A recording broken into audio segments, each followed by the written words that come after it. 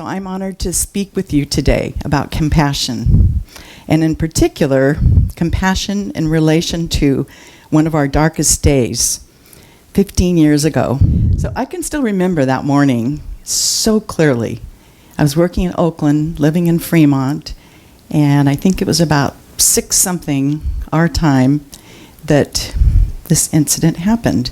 I was on my way to Oakland Superior Court where I was working, and I heard it when I was at ATM, and just kind of went in a fog, just drove kind of almost blindly, wondering what to do here. So I just went to work like normal. As soon as I got to work, our administrator was calling a meeting for all the managers to go to his office and just started talking. He just started talking about the tragedy and went into prayer. This is out of Superior Courthouse.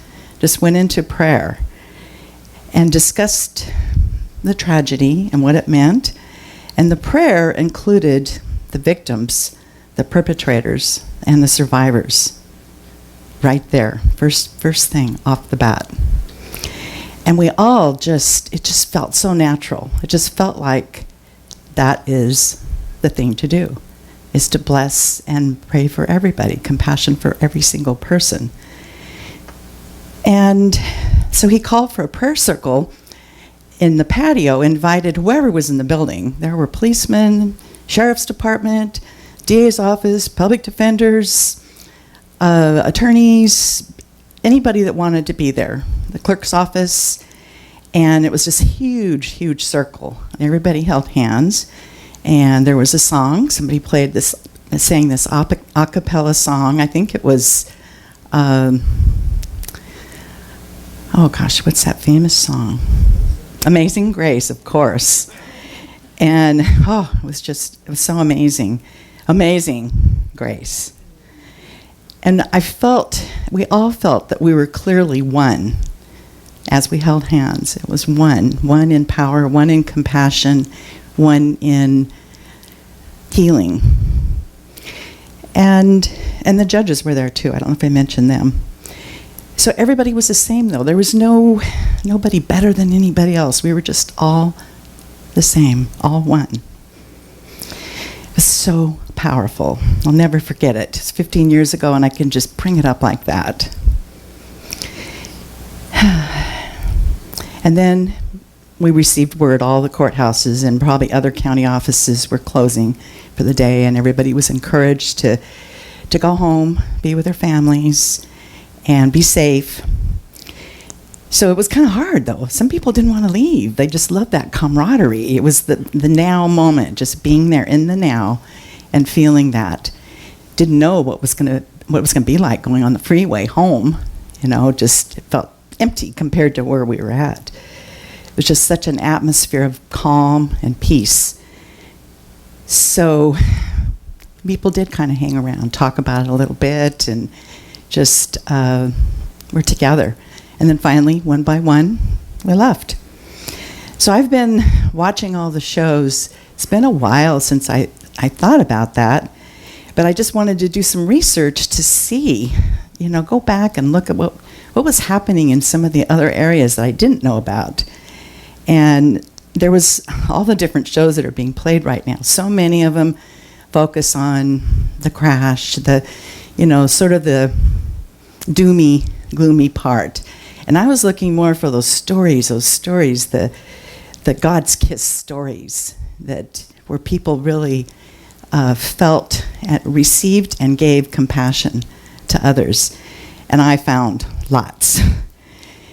And people that were focused on the job that was theirs to do that day, they couldn't really think about my brother might still be in there.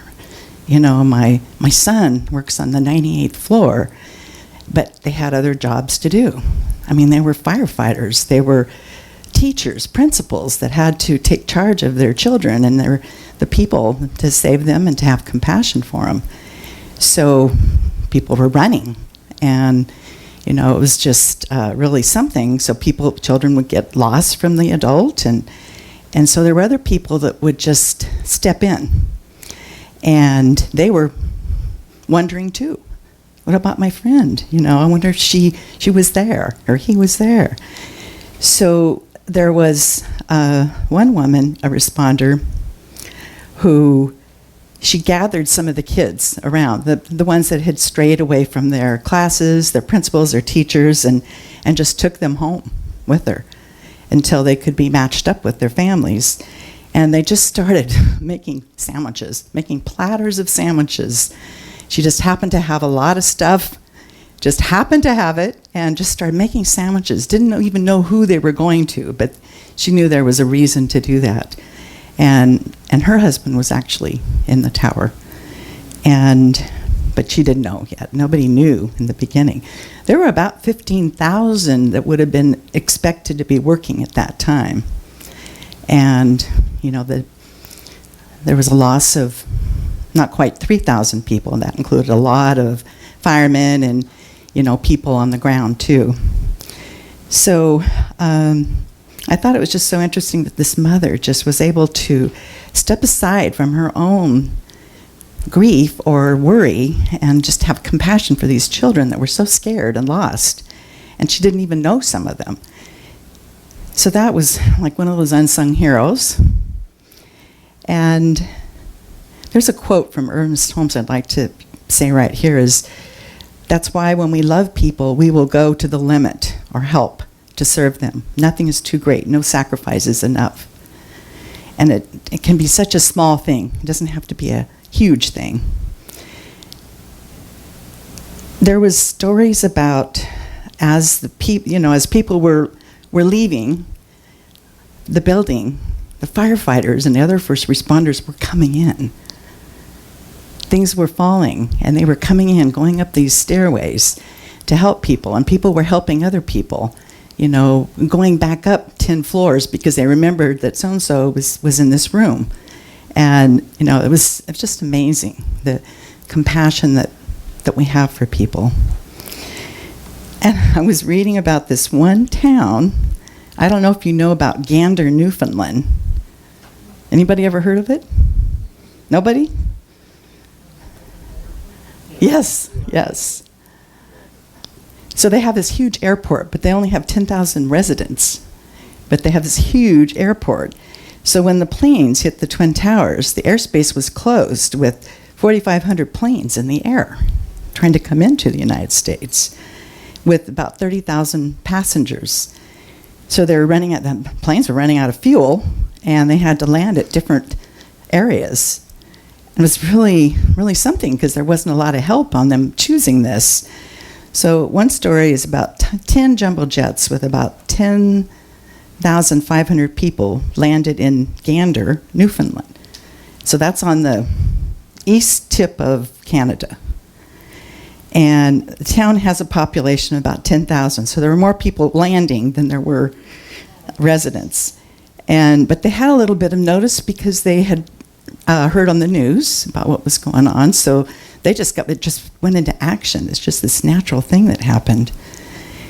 And they just opened up their hearts and homes and provided food and lodging and hugs and compassion for what the passengers were going through, because they didn't know. They really didn't know. When they were in the air, they were told lies to keep them calm until they landed. And then they had big phone banks to let the family know what was going on. And so let's see, which flight was it? Flight 15. They were especially grateful. They decided to set up a college fund because the college, for students leaving high school going into college, there was not a real high rate. There wasn't, people were on the lower income level. So on their way back, once they finally got to fly, it was about a week. And during this time, the community was taking them on these wonderful trips and excursions so they could see the area, because it's a beautiful area. I'm really interested in going now. After I heard about the people and the area, it's just like this place I never even knew about. So one of the people asked to speak to the whole airplane, and so the pilot let her. She's a doctor, And she wanted to open up a trust fund just right then. Let's just start it. Let's take some donations. And they had, oh gosh, what was it, John? Like $10,000 right away on the plane. You know, just promises. And then she matched it, and then now there's $1 million has been collected. You know, it's just a continuing thing. She goes every year to the high school graduation and gives out scholarships from the trust fund. This past June, 69 scholarships were presented. So, I mean, it's one of those gifts that keep on giving. She had that gratitude for what they did, and she has compassion for their town, and so she has made a huge difference. And a lot of people have. A lot of people have contributed to that trust fund. And I was reading this one blog called Bob the Blogger. His blog is called The Fine Line. And his was really interesting. 3 days after 9/11, many people went into the street. They were singing, talking, crying, and just showing respect for every part of this incident. And they were just all coming together in this tremendous display of the strength of the American spirit. And the American spirit was all cultures from all different countries. So they were respecting and honoring the dead, people that are still laboring in hopes that some will survive the rubble, because they had a 7-story pile. It's called the pile in the middle, where everything came down, but it was 7 stories tall.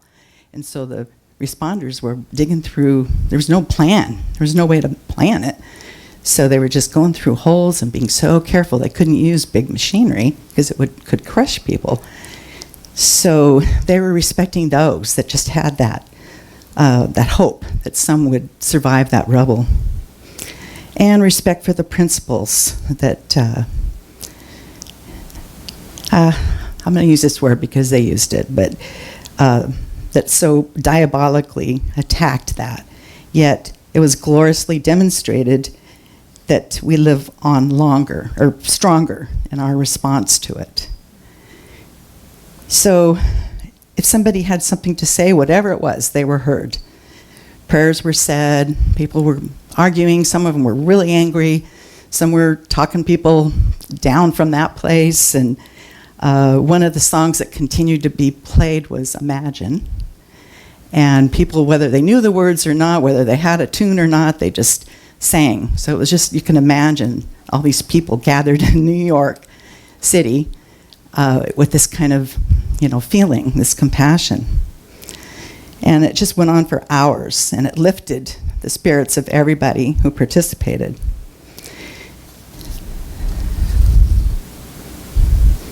And there was such an outpouring of compassion and love and care that it actually overwhelmed some of the collection centers. They couldn't accept it anymore.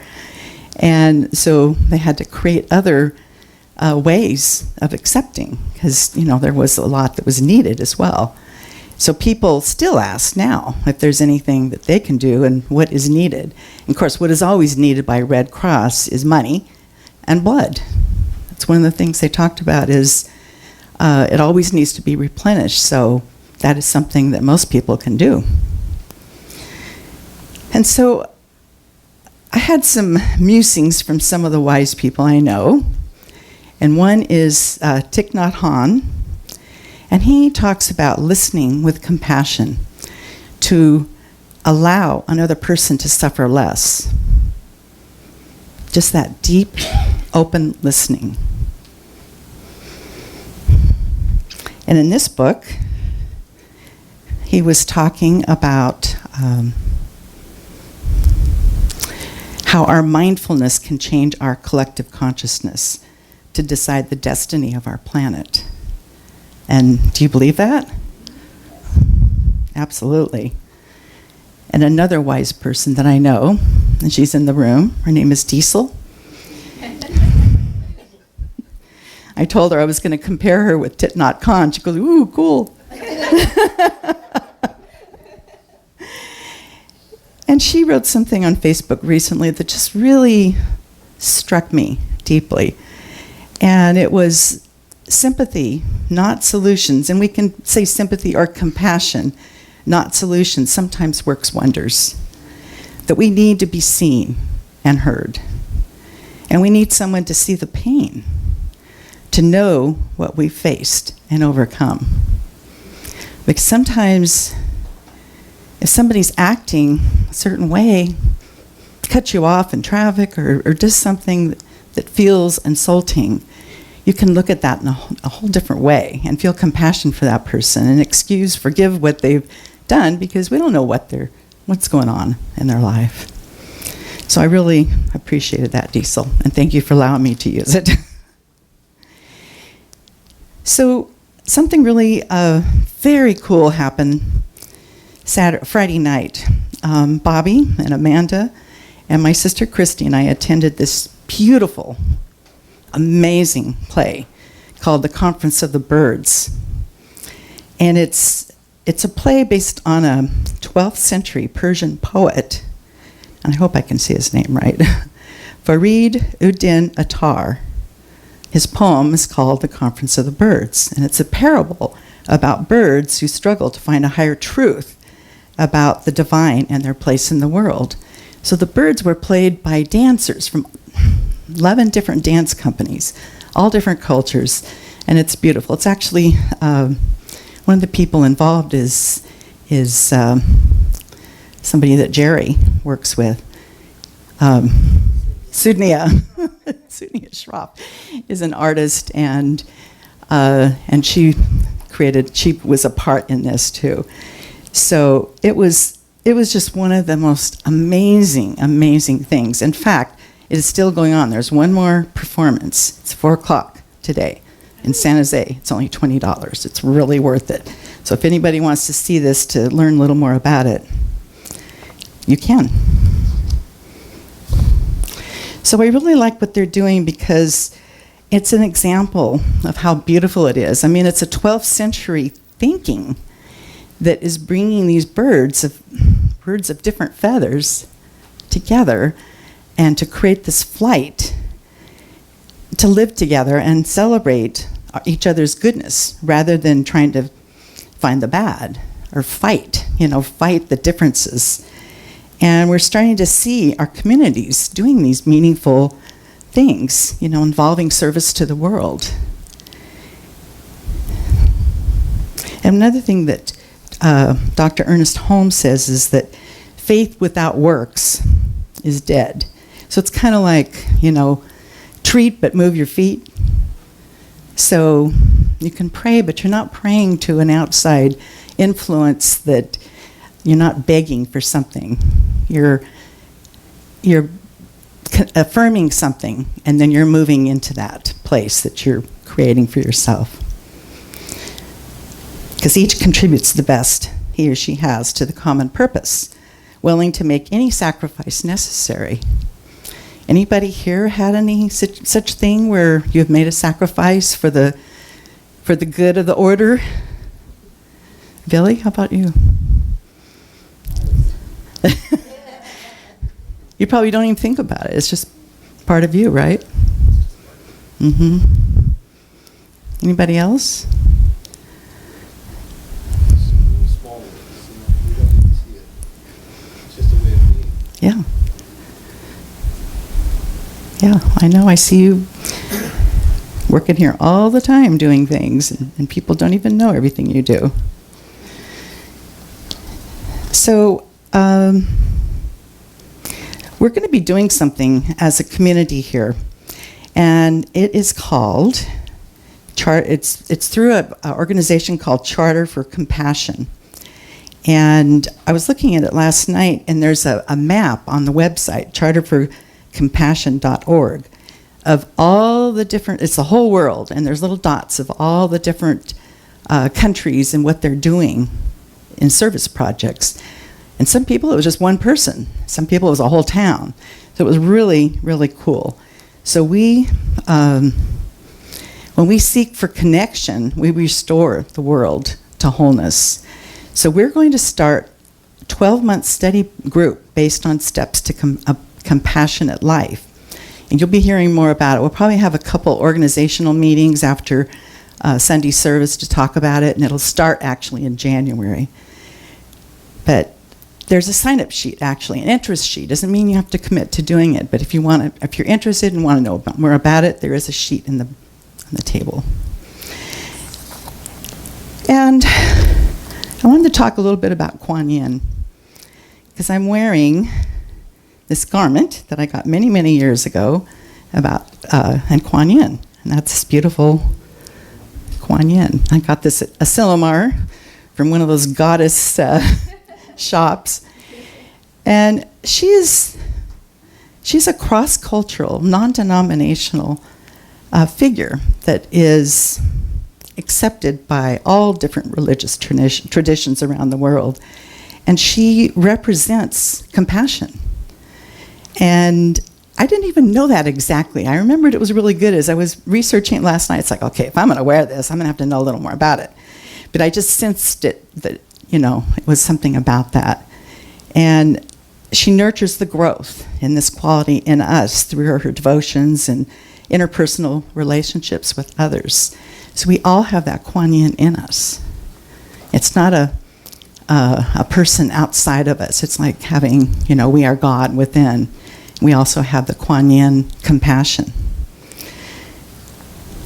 So she also removes obstacles, erases past offenses, and dispenses mercy and healing, always meeting the true inner needs of the soul. And so I just love that compassion, but also forgiveness.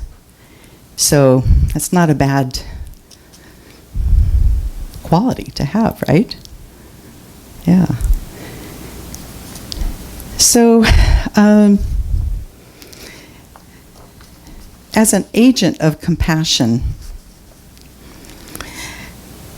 it's really interesting when I was thinking about those ashes, because there was huge amount of ashes that were created from the Twin Towers coming down. And if you think about it, those ashes were everybody, the buildings, the planes, the perpetrators, everything mixed together. And they were all the same. And they came through, and people were being suffocated by this mass of ashes, and they were having to hide because they would just come down like this monster down the street. And I've seen the videos. But if you took a journey through your DNA, you would find that there's very little that doesn't come from everybody. That you share it with the bees and the flowers and the trees and the whales and the spiders and the fish and the dinosaurs and all human beings. There's a tiny amount that actually creates our features. So it's one more proof that we're all one, even down to our DNA. So, there's really no such thing as race, because we may look different, brown, black, white, mixed, we are all the same. We live in a global village. So we're going to hear more about that when we start this compassionate work, the study that we're going to be doing, study group. So I know that each of us can do our part in this whole idea of compassion, having compassion for ourselves and for others, even our enemies, even those we perceive as our enemies. If you think about it, is everybody up for that? Yes? Okay. So we're going to learn more about that. We're going to practice it. In this year-long study group, there will actually be practices we'll meet once a month, but we'll be practicing and coming back, and we really go deep with it. So I want to end with this beautiful prayer poem. And so if you would, just close your eyes for a second. And this is from heartscenter.org. O angel of mercy, be with me throughout this day, so that through my heart, love, compassion, kindness, and mercy may flow to all life. Let an increased action of the violet light go forth through my heart and soul to raise the earth in sacred fire, and to bring love into play in all realms upon earth. And so it is. Thank you.